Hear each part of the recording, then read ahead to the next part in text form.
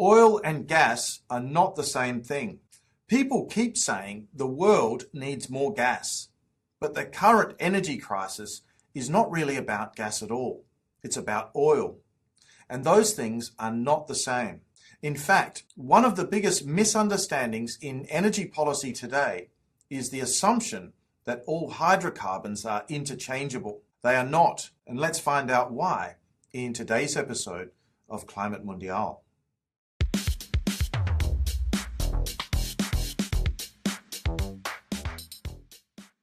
The conflict over the Strait of Hormuz has disrupted one of the world's most important energy routes.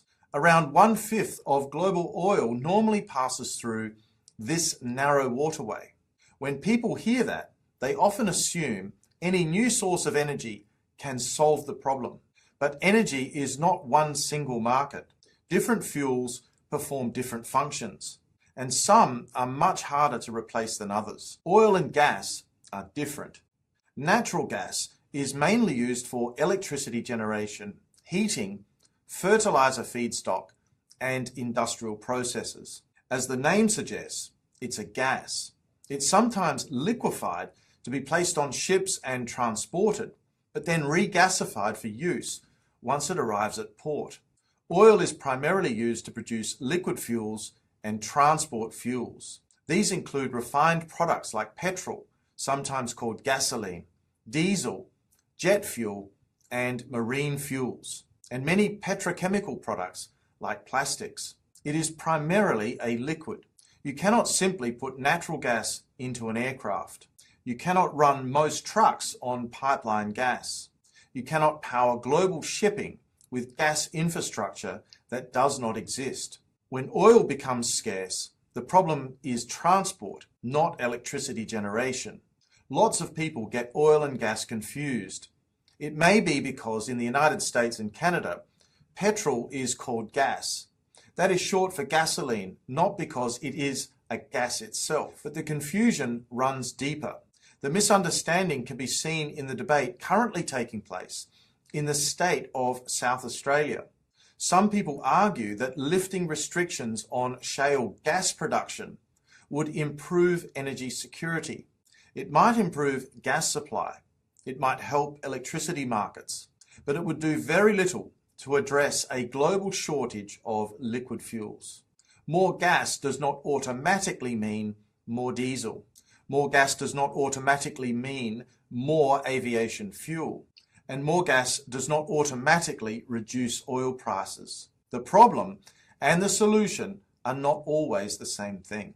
The same misunderstanding appears in discussions about the power of Siberia 2 gas pipeline project. This pipeline was proposed to transport natural gas from Russia into China. Some commentators describe this as a way to reduce China's exposure to Hormuz. But again, the issue is that the Hormuz crisis is primarily an oil problem. Some gas does pass through Hormuz, though the main issue for China is oil supply. A gas pipeline into China does not replace crude oil exports from the Gulf. These are different commodities serving different markets. They may influence each other, but they are certainly not substitutes. Modern civilization still runs very much on liquid fuels. Agriculture depends on diesel. Global trade depends on shipping fuels. Air travel depends on jet fuel. Military logistics depend on liquid fuels. Even many renewable energy projects depend on supply chains that are powered by liquid fuels. That is why disruptions in oil markets have such powerful economic consequences. The story does not end with transport. Natural gas is also used to produce fertilizers.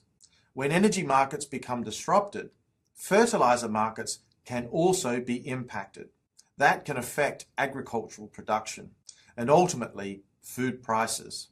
This is why energy crises often become inflation crises and sometimes also food crises. The lesson from Hormuz is not that the world needs more energy. The lesson is that the world needs the right type of energy. Oil and gas are indeed related, but they are not interchangeable. And understanding the difference is essential if we want to understand what is happening in global energy markets today. The current crisis is reminding us of something that many people have forgotten. Modern economies still depend heavily on liquid fuels.